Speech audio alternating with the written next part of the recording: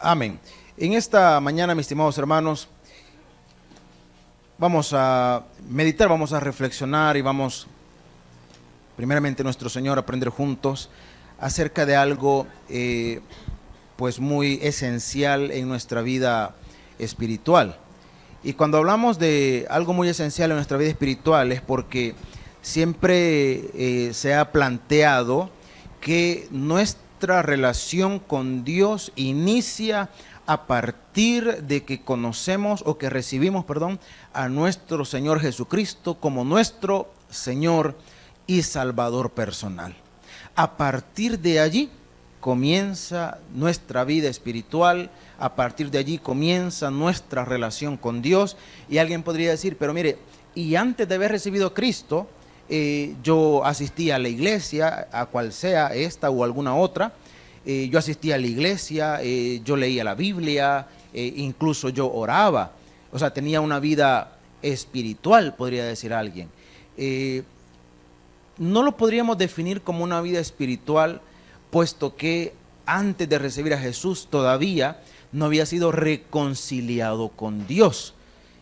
A esa condición le llamaríamos una vida religiosa, porque la religiosidad, en el buen sentido de la palabra, porque hay religiosos, hermanos, que de verdad anhelan tener una relación con Dios.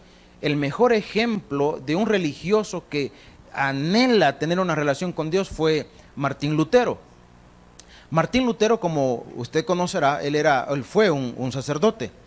Él anhelaba, pero en realidad anhelaba tener armonía con Dios. Entonces, en su religiosidad, él creía, porque existía ese concepto que livianamente hasta el día de hoy todavía prevalece, que castigando al cuerpo se purificaba el alma.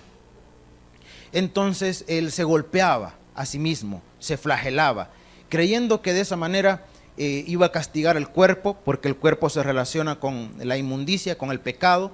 Entonces había que castigar el cuerpo para purificar el alma. Y a través de eso él procuraba tener una relación con Dios. El detalle es que él continuaba sintiéndose sucio, continuaba sintiéndose indigno e impuro, hasta que en la Biblia encontró, por cierto, en la carta a los Romanos, esa porción bíblica cuando dice: mas el justo por la fe vivirá. Y a partir de allí, hermano, a partir de allí, su concepción acerca de la relación con Dios cambió. A partir de ahí. Y esa es la palabra que quiero enfatizar en esta mañana, la palabra cambio. Porque mientras no haya una evidencia de un cambio verdadero en nuestras vidas, entonces lo que estamos viviendo es una religiosidad. Y el cambio que opera en nosotros no es un cambio que se produce por voluntad propia. El individuo tiene la disposición, pero quien obra, hermanos, es el Espíritu Santo de Dios. Y a esa obra que se produce en nosotros, a eso, hermano, se le llama conversión. En el lenguaje popular, religioso, a veces decimos, mire, hoy se convirtieron, cuando vamos a evangelizar, por ejemplo, hoy se convirtieron tantas almas o tantas personas. Y el término lo comprendemos, sin embargo, no es el más apropiado. Porque una confesión, porque también hay confesión y hay profesión de fe. Una confesión es cuando alguien declara que ha, digamos, que ha recibido a Jesucristo, lo está declarando. Lo está declarando. En algunos casos, o en muchos casos, pues es verdadero, es una profesión de fe y que en algún momento va a dar el fruto, el resultado, que es la conversión. Pero en muchos otros casos no. Hay gente que hace la profesión de fe, hermanos, y uno se le encuentra una semana después, uno se le encuentra 3 días después, uno se le encuentra 2 años después, y si usted les pregunta si tienen la seguridad de su salvación, no la tienen, no la tienen, y las personas dicen o afirman haber recibido a Cristo. Y entonces donde uno le explica, mire, no, usted no lo ha recibido, no, pero yo oré. Bueno, usted hizo una oración, una profesión, pero una confesión verdadera, no. Porque la mejor evidencia de un encuentro verdadero con Dios es tener la seguridad de nuestra salvación. Pero, siempre hemos dicho, nadie más puede dar fe o certeza de que aquella persona en realidad ha conocido a Cristo. Nadie puede dar una certeza absoluta. Sin embargo, nuestro Señor Jesucristo nos dio una evidencia y dijo, por sus frutos los conoceréis. Ahora, en la palabra, en el texto que vamos a leer en esta mañana, vamos a encontrar algo muy bonito que hace referencia a esa, escúcheme bien, conversión. El pasaje que vamos a leer, y antes de que lo leamos yo se lo explico brevemente, habla acerca de una condición futura en el pueblo de Israel, que por cierto el mes anterior estuvo cumpliendo 71 años de haber sido instituido como nación. Y aquí hay vamos a leer ese versículo, aunque no viene al punto de lo que vamos a meditar, pero lo vamos a leer porque fue el cumplimiento parcial de una profecía. Lo que Dios hizo con Israel fue el cumplimiento parcial de una profecía. Estamos hablando cuando fue instituido como nación. Entonces, usted recordará la historia. Israel fue desobediente para con Dios, tuvo un corazón duro para con él. Dios los entregó a sus enemigos, no porque Dios se deleitara en el dolor, en el sufrimiento, sino porque ese era el plan que Dios tenía para purificar a ese pueblo y para que ese pueblo volviera su corazón a él. Entonces, el pueblo, mientras estuvo en esclavitud, mientras estuvo cautivo, ellos albergaban la idea de que en algún momento ellos iban a ser restablecidos en su tierra. Anhelaban eso, y efectivamente eso se cumplió. Dios utilizó al profeta Ezequiel para hablarles de que un día iban a regresar a la tierra de donde fueron, hermanos, ellos llevados cautivos. Pero la profecía no se limita solamente a ese momento histórico que aconteció, hermanos. Fueron más o menos 3, llamémosles éxodos, que Israel experimentó desde Babilonia.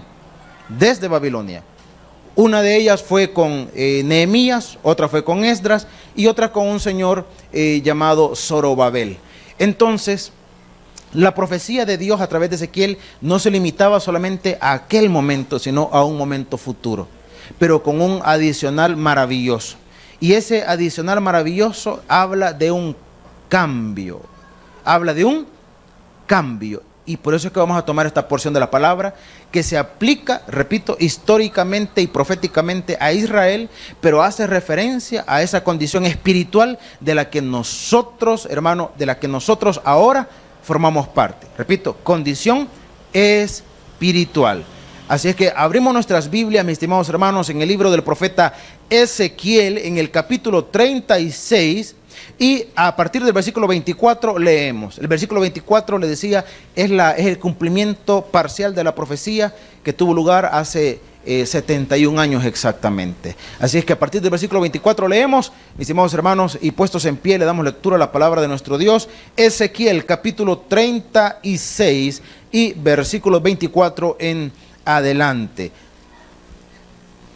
En su contexto y en su correcta interpretación habla de la restauración, hermanos, futura de Israel.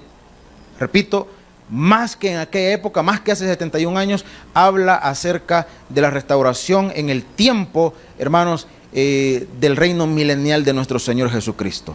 Así es que leemos versículo 24 y dice la palabra de nuestro Dios. ¿Lo tenemos?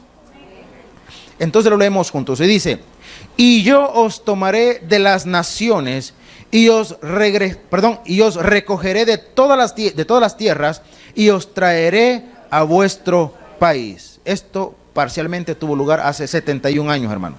Y dice versículo 25: esparciré sobre vosotros agua limpia, y seréis limpiados de todas vuestras inmundicias, y de todos vuestros ídolos os limpiaré.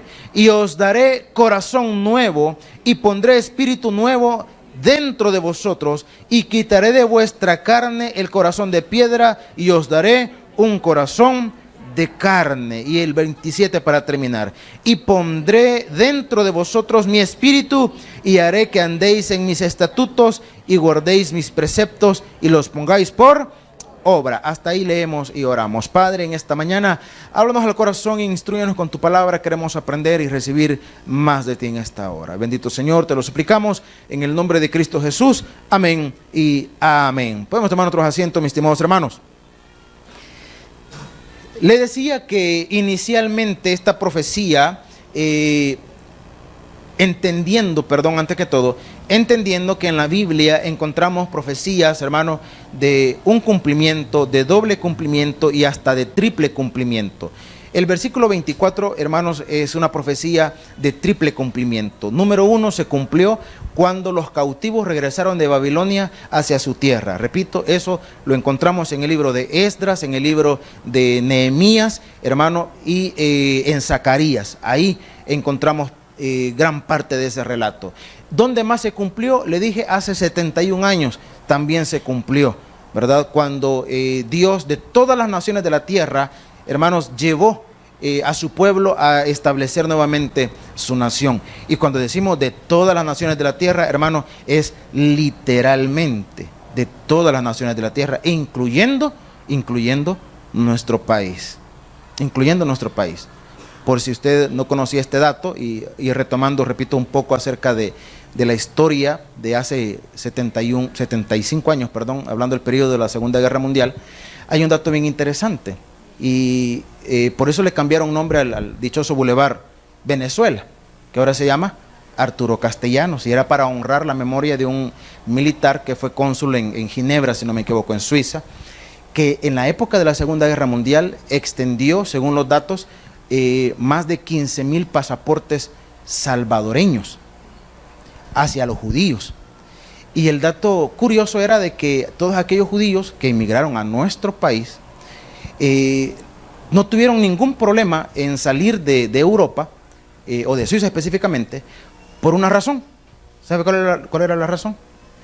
Que los alemanes no sabían cómo eran los salvadoreños. Entonces, como no sabían cómo eran, y veían a un montón de judíos, ahora no le puedo decir de chelotes, porque en la actualidad los judíos o la fisionomía de los judíos, se dice que no es la fisionomía histórica, sino que ya es una mezcla que ellos han tenido a través de la historia, con una gran influencia europea, pero originalmente no. Entonces, cuando veían los judíos salir, hermanos, veían el pasaporte salvadoreño, y como no sabían ni cómo eran los salvadoreños, ni qué lenguaje tenían, qué idioma hablaban, entonces simplemente los dejaban pasar. Entonces acá al país emigraron una gran cantidad de judíos de origen, hubo una gran cantidad de salvadoreños de origen judío, que cuando 4 años después, o 5 años después, que la nación de Israel fue reconocida y establecida, comenzaron a salir nuevamente. Algunos pocos se quedaron, y algunos otros simplemente regresaron a su tierra. Entonces, por eso esa profecía tuvo un doble cumplimiento y tendrá un tercer cumplimiento en el reino milenial de Cristo. La peculiaridad es que en el reino milenial de Cristo ya habrá una condición espiritual que nosotros ya disfrutamos. ¿A través de qué? A través de una relación personal con Él. Ahora, le decía al inicio, ¿cómo podemos evidenciar de que realmente hay un cambio en mí? ¿Cómo puedo evidenciar que realmente tengo una relación con Dios? Bueno, ahí es donde entramos ya en detalle, y dice la palabra de nuestro Dios. Versículo 25, comenzamos ahí, dice: esparciré sobre vosotros, ¿qué dice, hermanos? Esparciré sobre vosotros, ¿qué dice? Ahora, interpretemos. Cuando dice agua limpia, podemos utilizar el símbolo que el agua representa al Espíritu Santo. Por eso que Jesucristo dijo: y correrá sobre vosotros ríos de agua viva. Ahora, el agua viva, estamos hablando del agua que produce vida. Y cuando el agua, cuanto más corre, más se purifica. Entonces podríamos interpretar básicamente que esa agua viva es la presencia del Espíritu Santo. Sin embargo, en el plano histórico, hermanos, cuando se habla de agua y que yo lo voy a limpiar y que le voy a dar agua limpia, también se remite a la práctica judía de la purificación. ¿Qué sucedía? Cuando alguien era declarado impuro, iba al templo, hermanos, y ahí habían unos depósitos que no se sabe hasta el día de hoy qué figura tenían. Solo se sabe que eran depósitos que albergaban buena cantidad o bastante agua. Entonces llegaban allí los judíos, hermanos, y literalmente se le echaban encima. Y a través de ese acto, ellos estaban purificando. Es una práctica era una práctica del judaísmo, es una práctica religiosa, pero que para ellos representaba la limpieza o la purificación en el plano del ritual del judaísmo. Entonces, cuando Dios les habla al pueblo, en el contexto judío, les dice: miren, señores, yo les voy a esparcir agua limpia, les está diciendo, yo los voy a purificar, yo los voy a limpiar. Ahora, pongámoslo nosotros y hagámoslo nuestro. Por eso les dije, en el plano espiritual lo podemos aplicar perfectamente. Cuando Dios dice, y yo les voy a dar agua limpia, es porque a través del encuentro con Él, ¿qué es lo primero que obtenemos, hermano? ¿Qué es lo primero que obtenemos? Perdón. ¿Qué es lo primero que obtenemos? Perdón. Ahora, desde el momento que venimos a Cristo es porque reconocemos que necesitamos ser perdonados. Y que recuerde que la palabra nos enseña en la carta a los Romanos, porque no hay justo ni tan siquiera uno. No hay justo ni tan siquiera uno. En otras palabras, no hay nadie en este mundo que pueda declarar que no necesita del perdón de Dios. No hay nadie, porque todos, dice la palabra, todos hemos pecado y por lo tanto, voy a usar esta expresión, estábamos destituidos de la gloria de Dios. Es que nadie puede presentarse como justo, hermano. Nadie. El día que una persona comience a enorgullecerse creyendo de que porque no comete este o este otro error es mejor que aquella otra, entonces estamos entrando en la vanagloria, hermano. Estamos entrando en ser altaneros. ¿Por qué razón? Porque nosotros no somos justos por cuenta propia. Somos justos porque alguien nos declaró justos. Y ese es nuestro Señor. Él nos declaró. No que lo seamos, Él nos declaró. Entonces dice la Escritura: esparciré sobre vosotros agua limpia y seréis limpiados de todas vuestras, ¿cómo dice? Inmundicias y de todos vuestros ídolos os. Ahora, veámoslo en el plano espiritual. Repito, Él nos limpia, dice, de todas nuestras inmundicias, y eso, hermano, pues no tenemos ni la más mínima duda. Pero piense por un momento en esto, y aquí entramos en el detalle de la conversión. Dice: y los voy a limpiar de los ídolos.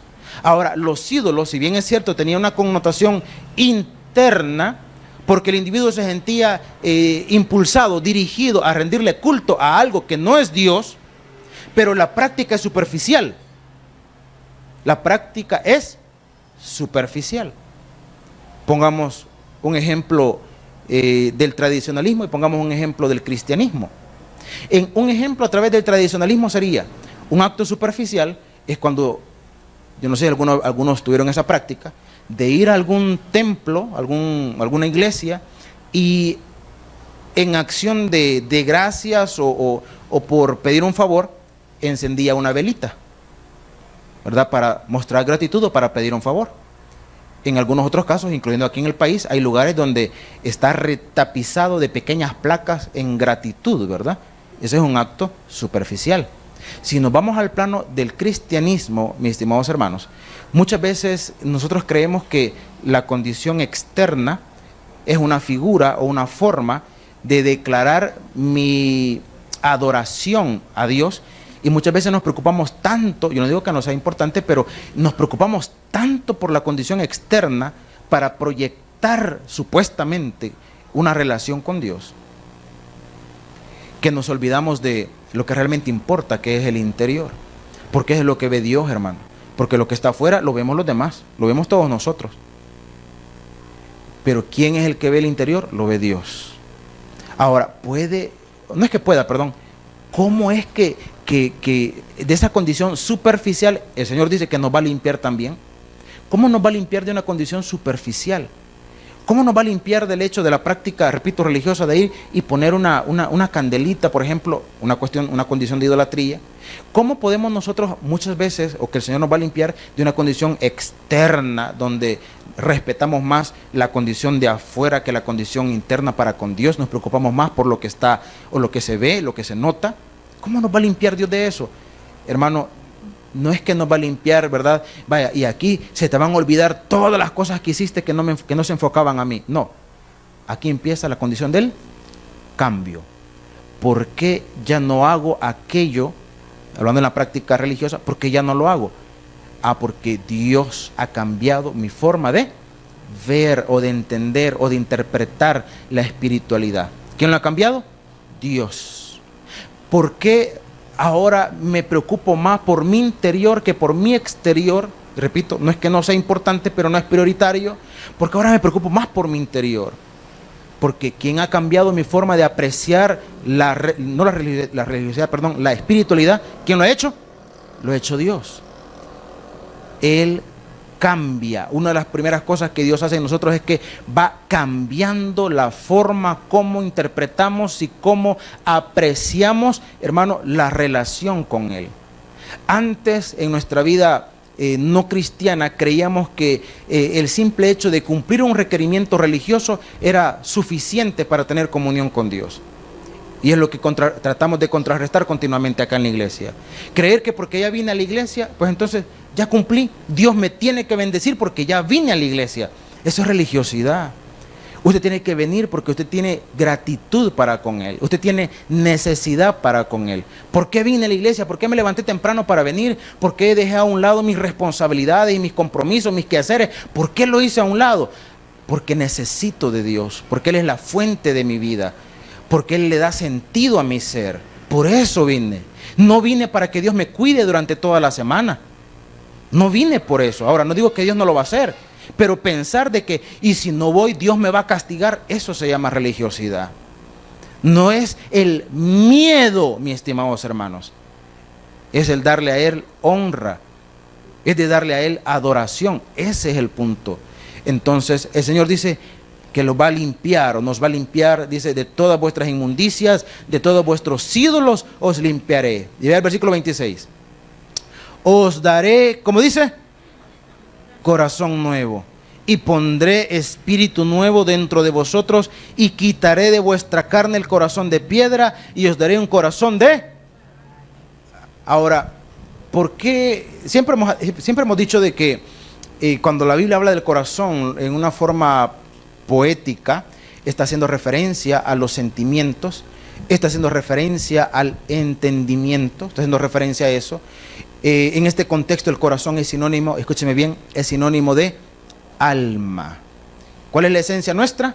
Nuestra alma. ¿Qué es lo que Dios cambia? Nuestra alma, nuestra forma de comprender las cosas, nuestra forma de ver las cosas. Por eso es que hay un corito bonito que siempre traemos a colación, que simplemente dice: y las cosas que yo hacía, ya no las hago más, porque hubo un cambio cuando de nuevo nací. Ahora, la palabra cambio o la palabra conversión la podemos entender perfectamente a partir de una palabra que es metamorfosis. La metamorfosis no significa un simple cambio de apariencia. En la actualidad, tanto hombres como mujeres, pero quizás siguen predominando todavía las mujeres, levemente por cierto, que les gusta un cambio de look, dicen, ¿verdad? Y se cambian el peinado, y se cambian el color de pelo, se cambian el color de las uñas, hasta de los ojos a veces se los cambian también, ¿verdad? Y quieren verse de manera distinta. Ahora, ese es un cambio, podríamos decir, en cierta medida leve, pero la palabra metamorfosis hace referencia a un cambio drástico en la naturaleza. El mejor ejemplo es el de las mariposas. ¿Cómo nacen las mariposas? Como orugas. Gusanos no, muy feo, hermano. Orugas, ¿verdad? Nacen como orugas. Y la condición, el ejemplo maravilloso en la naturaleza es que cuando uno desconoce ese proceso, no se imaginaría que aquella mariposa de lindos colores, aquella mariposa que se ven pues tan bonitas, ¿verdad? Por cierto, en esta época, alguna vez fue un gusano que para algunos pudo resultar repugnante, desagradable.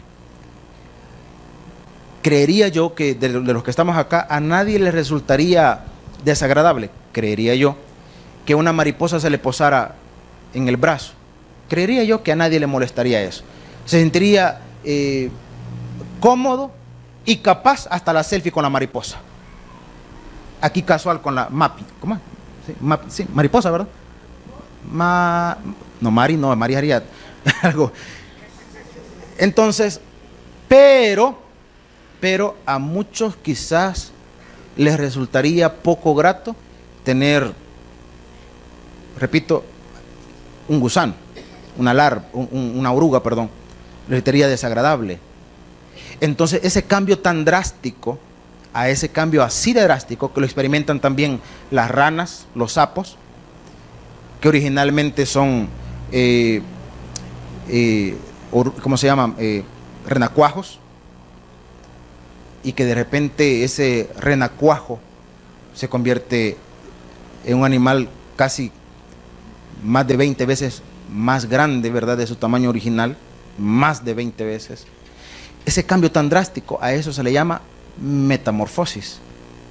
El ser humano pasa por un proceso de metamorfosis cuando tiene un encuentro verdadero con Dios, porque el individuo va cambiando de tal forma y de tal manera que de aquella persona, de aquel individuo que originalmente conoció a Cristo, después de un tiempo, hermano, ha habido un cambio radical. ¿En qué? En su forma de pensar, en sus reacciones, en la interpretación que hace de las cosas que ahora le acontecen.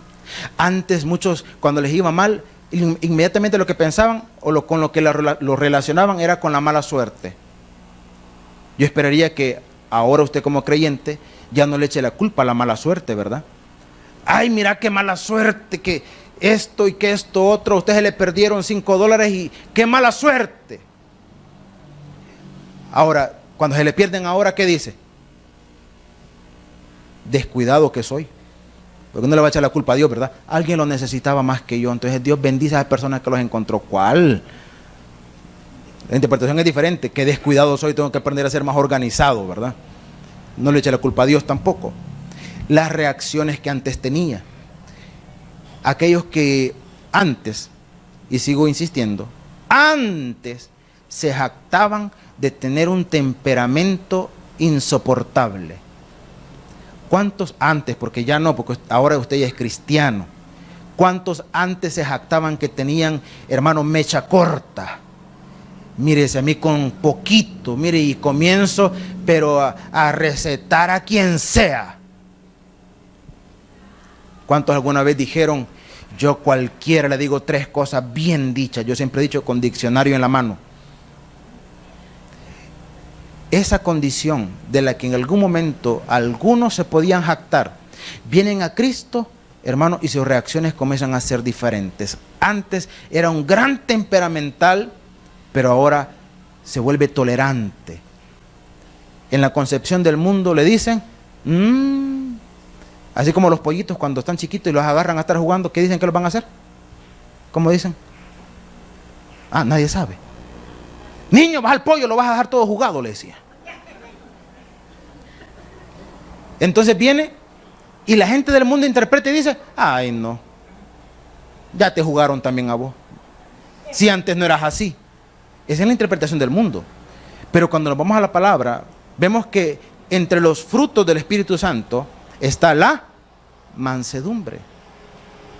Entonces, ¿cómo es posible que aquella persona que antes tenía reacciones agresivas, ahora se vuelva tolerante?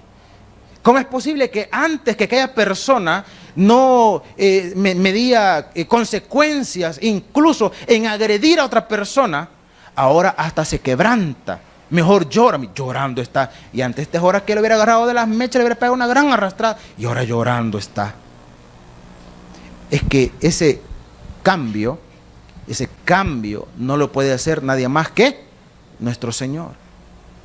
Aquellos que en algún momento fueron grandes resentidos o resentidas, no levante la mano que no es con usted ya. Antes sí, o ahora ya no. Antes sí. Porque con media cosa era capaz de no volverle a dirigir la palabra a esa persona. No, no. Yo ni que piense que le voy a decir algo. Mire, pero vaya y pídele disculpas. ¿Yo que le voy a pedir disculpas? No. Si yo no le he hecho nada. Ay, que vea, yo para nada. Y de repente el Señor comienza a obrar en su corazón y ahora puede que pase un par de días sin hablarle, pero de repente el Espíritu Santo comienza a confrontar su corazón y le dice, no seas bayunca, hombre. O no seas bayunca, ¿verdad? Ya supera esas cosas infantiles, ya superalas. Sos un cristiano, sos un hijo de Dios, sos un adulto o una adulta. Se supone que tenés madurez, se supone. Mostrar ese amor cristiano. Y entonces va cediendo ante aquellas situaciones.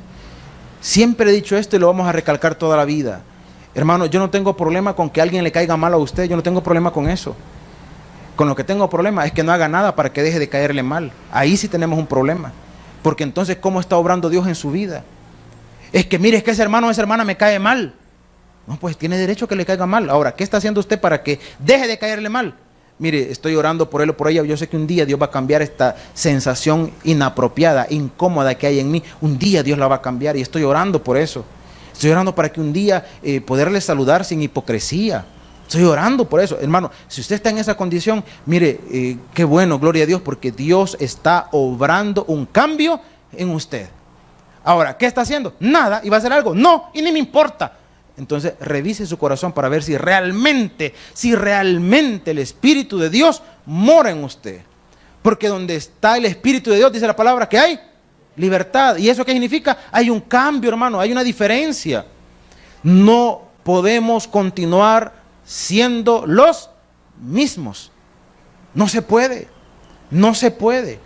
Y repito, y no es por obligación, no es por imposición, no es porque le estamos diciendo, hermano, cambie, cambie, cambie. Si usted no quiere cambiar, no va a cambiar. Si usted no le da la oportunidad a Dios en su vida, no va a cambiar, por más que se lo digamos. Y si en algún momento va a acontecer algo, eso simplemente se llama, hermano, reprimir el comportamiento. Lo hemos dicho un montón de veces. ¿Qué es reprimir el comportamiento? Tener una condición delante de los demás, pero cuando nadie me ve, le doy rienda suelta a mis impulsos normalmente, como siempre ha sido. Como siempre ha sido. Como a veces, cuando estamos en casa, tanto hijos como padres, a veces tanto hijos como padres, nos contenemos de no decir palabras inapropiadas delante de nuestros hijos o los hijos delante de los padres, ¿verdad? Hay hijos que delante de los papás no dicen una mala expresión, hermano. No, Dios guarde. Dios os guarde, hermano. Eso no sucede. Pero vaya a oírlos hablar con los cheros. Si es que sacan el lustre, hermano. Folclor del fino, del exquisito. Y se sueltan con todo.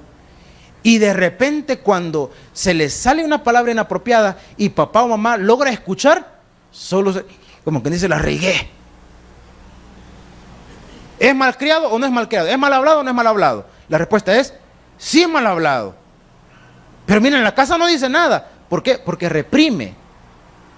Reprime. Allá donde no lo están escuchando, pues entonces, donde no está supervisado por los padres, simplemente va a soltar con naturalidad lo que hay dentro. Eso es reprimir. A veces las personas creen que por guardar un comportamiento o X o B comportamiento delante de la gente, entonces realmente hay un cambio en mí. No, pero cuando no nos están viendo, entonces actuamos como, o mejor dicho, nos liberamos, ¿verdad? Como normalmente somos. ¿Hay un cambio? No, no hay un cambio. Un cambio es cuando usted se comporta igual, sea delante de los hermanos, sin presencia de hermanos, en su casa o en la calle, tiene un mismo comportamiento o procura que sea un comportamiento uniforme. Entonces podemos hablar de un cambio. Entonces podemos hablar de eso. De lo contrario no. Ahora, cada quien evalúa que tanto realmente Dios ha cambiado su vida. Si realmente ha habido una conversión o no la ha habido. Porque, repito, venir a la iglesia, tener una Biblia, tener un himnario, cantar una alabanza, no es sinónimo de cambio, hermano. No es sinónimo de cambio. Porque el cambio verdadero, hermano, surge desde el interior del individuo. ¿Quién lo hace? Dios.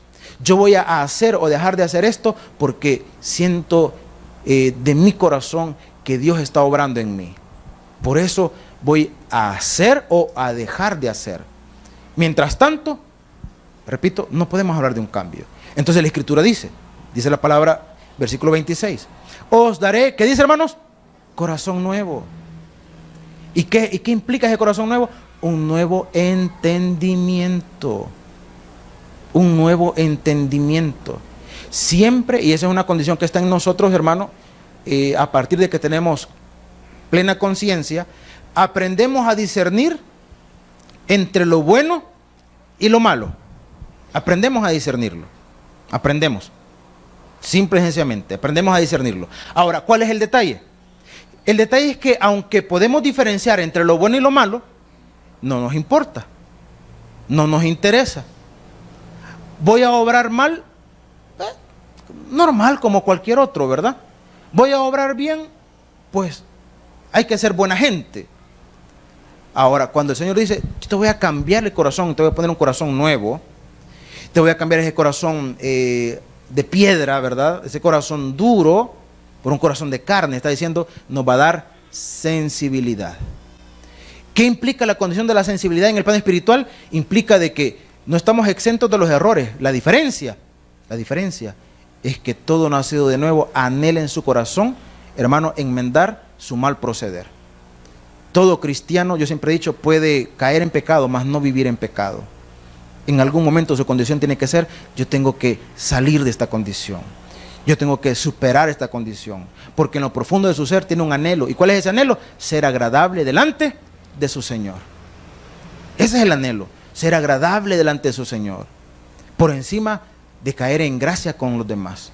Mi prioridad es estar en armonía con Dios. Y siempre he dicho, el punto es cuánto nos interesa eso.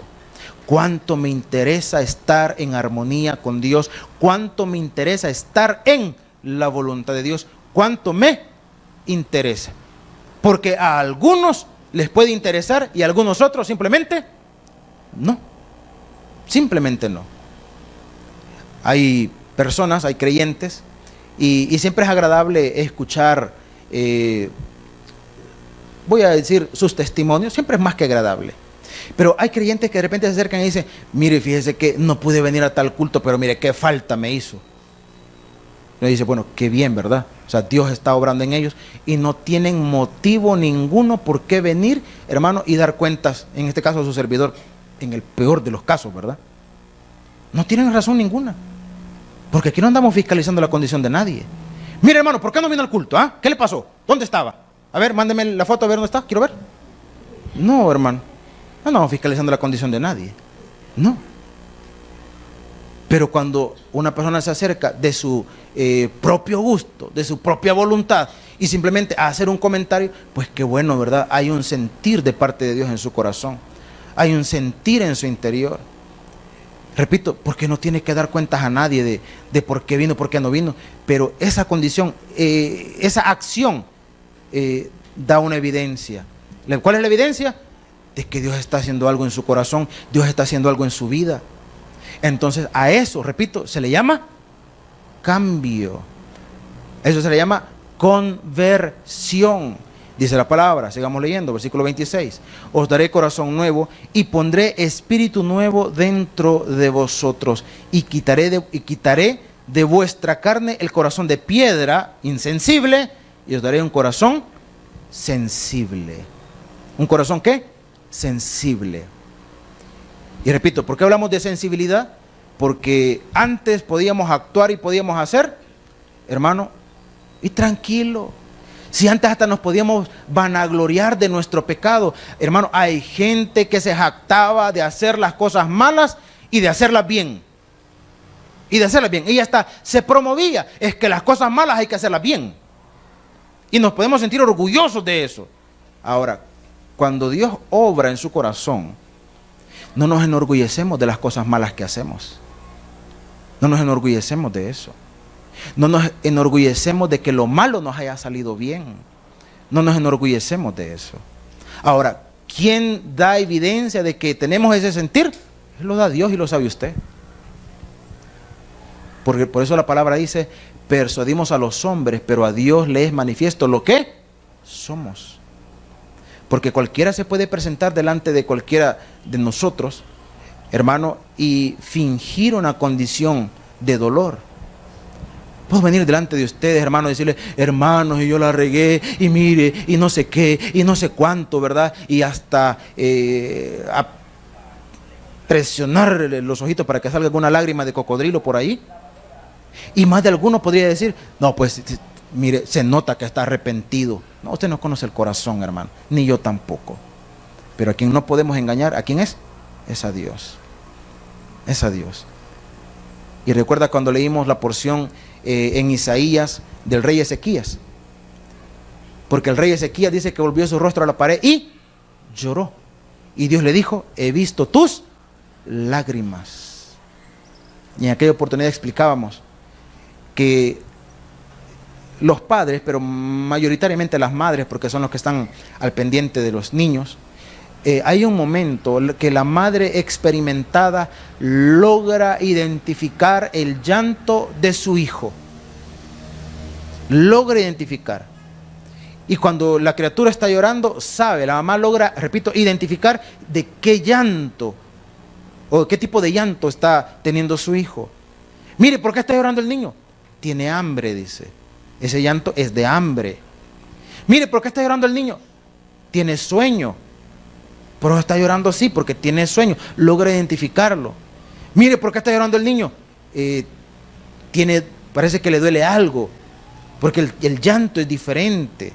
El llanto es distinto. Mire, ¿por qué está llorando el niño? Porque está incómodo. Probablemente es necesario cambiarlo. Logra identificar los diferentes tipos de llanto. Hermano, Dios Dios identifica perfectamente cuáles son nuestras lágrimas. Dios lo identifica. Nosotros, repito, persuadimos a los hombres. A Dios les manifiesto lo que somos. Y Señor, no seas mentiroso, hombre, límpiate eso. No me estés con cosas. Y entonces, Señor, ya no lo vuelvo a hacer. Mentiroso. Vos querés que te saque del apuro ahorita. Y Dios en su misericordia nos puede sacar del apuro en ese momento, hermano. Pero Dios conoce nuestras lágrimas en nuestro corazón y dice, no, yo sé que lo vas a volver a regar, ves que no me estés con cosas. Te voy a echar la mano por misericordia. No porque me has convencido, no porque me has persuadido. A la gente persuadimos, a Dios no, hermano. A Dios no. Y Dios perfectamente sabe cuando nuestras lágrimas son sinceras y de arrepentimiento verdadero. ¿Quién lo sabe? Dios. Lo sabe Dios. Entonces, el profeta, en este caso Ezequiel, le dice al pueblo, Dios le va a cambiar ese sentir. Dios va a cambiar esa condición en su corazón. Y dice el siguiente versículo. Y pondré dentro de vosotros, ¿qué dice? Mi espíritu. Y haré que andéis en mis estatutos. Mire qué interesante. Dice, yo voy a poner dentro de ustedes mi espíritu. Y ¿quién hace que andemos conforme, hermano, a las disposiciones de Dios? ¿Quién lo hace? ¿Lo hacemos nosotros por cuenta propia o lo hace Él en nosotros? Conforme al versículo que hemos leído, ¿quién lo hace? Hermano, es Él en nosotros. Es Él en nosotros. Porque si nosotros por esfuerzo propio queremos hacer o queremos vivir conforme a las disposiciones de Dios, hermano, lamento decirle, vamos a fracasar. Vamos a fracasar. Apartados de Dios, creer, hermano, que podemos, o apartado de conocerle a Él, de que su espíritu no mora en nosotros, creer que lo vamos a lograr, es mentira. Y el mejor parámetro son los 10 mandamientos. Ese es el mejor parámetro, hermano. El mejor parámetro. Sin Cristo, póngase delante de los 10 mandamientos y póngase una nota mínima para pasar el grado, vaya. ¿Con cuánto? 5.95 para que el sistema lo aproxime. No, hermano, en el caso de Dios, ni siquiera el 9.5 sirve, en el caso de Dios es el 100%. Entonces, sin Cristo, váyase y compárese con los 10 mandamientos, hermano, y simplemente vamos a estar desaprobados. Desaprobados. Ahora, en Cristo Jesús, usted vaya y ponga los 10 mandamientos. ¿Cuántos cumplió? En Cristo. ¿Cuántos cumplió? En Cristo. ¿Cuántos cumplió? Todos, hermano. En Cristo. Porque si no cumplió esos 10, repito, en Cristo, entonces estamos desaprobados. Entonces no somos salvos. Pero en Cristo sí, repito, en Cristo. O se lo pongo en otras palabras. ¿Quién los cumplió por usted y por mí? Cristo. Cristo. Él los cumplió por usted y por mí. Entonces, la Escritura dice: y pondré dentro de vosotros mi espíritu, y haré que andéis en mis estatutos, y guardéis mis preceptos, y los pongáis por. Entonces, si un día, cosa que no es malo, ¿verdad? Si un día usted evalúa su vida, y usted dice: no, pues, muchas de las cosas que son parte de mi pasado, pues gracias a Dios que ahora no es más que eso, pasado. Mis pensamientos, mi comportamiento, mis acciones son diferentes. Ahora soy una mejor persona. Ahora soy un mejor creyente. Si llega algún momento a esa condición, entonces por favor no olvide las últimas palabras, hermano, de este versículo. Porque dice: y pondré dentro de vosotros mi espíritu, y haré que andéis en mis estatutos, y guardéis mis preceptos, y los pongáis por. O sea, ¿quién nos conduce, hermano, a esa condición? ¿Quién nos va a conducir ahí? Dios. Dios. Entonces, el día que determine y diga: mire, mi condición ahora es diferente, ya no soy el mismo, o ya no soy la misma. No piense que lo ha logrado por esfuerzo propio. No piense que lo ha logrado porque usted es mejor que los demás. Piense que lo ha logrado porque la misericordia y la gracia de Dios han estado con usted. Y es Él quien lo ha conducido hasta esa condición.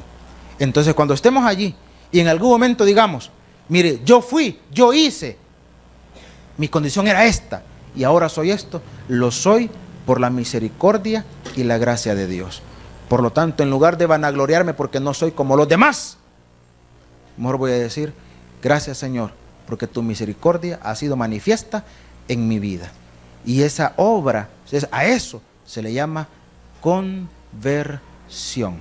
Al final, para gloria de nuestro Dios. Den un aplauso a nuestro Padre Celestial. Vamos a orar en esta mañana. Padre buen Dios, esta mañana te damos gracias porque a través de tu palabra podemos ser edificados, podemos aprender más de ti. Gracias, bendito Dios, por tu misericordia en nuestras vidas. Y Padre eterno, esta mañana, si hay alguien que aún no te ha... El predicador ha terminado su mensaje. Es tiempo de que recibas a Jesús como tu Salvador personal. Invócale de la siguiente manera: Señor Jesús, yo te recibo hoy como mi único y suficiente Salvador personal. Creo que eres Dios, que moriste en la cruz por mis pecados y que resucitaste al tercer día. Me arrepiento, soy pecador. Perdóname, Señor. Gracias doy al Padre por enviar al Hijo a morir en mi lugar. Gracias, Jesús, por salvar mi alma hoy en Cristo Jesús, mi Salvador. Amén. Ahora te invitamos a que crezcas en el conocimiento de las Escrituras. Congrégate con nosotros. Estamos ubicados en kilómetro 6,5, carretera a Los Planes de Renderos.